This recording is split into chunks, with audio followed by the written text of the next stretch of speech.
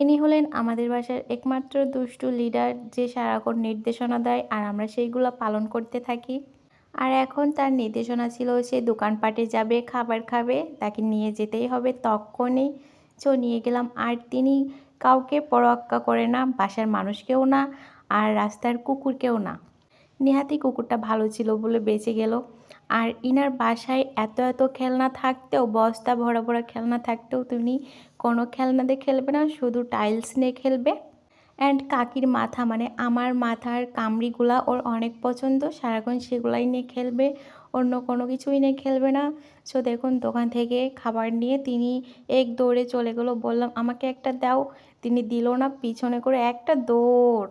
আর বাইরে আসলে রীতিমতন তার কিছু খোয়া বা টাইলস লাগবে, সেগুলো নিয়েই বাসার ভিতরে ঢুকবে।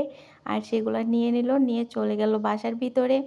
বাসার ভিতরে গিয়ে খাবার পেয়ে এত খুশি, সে বসে থাকলো, ক্যামেরা দেখে একটু ঢং করলো।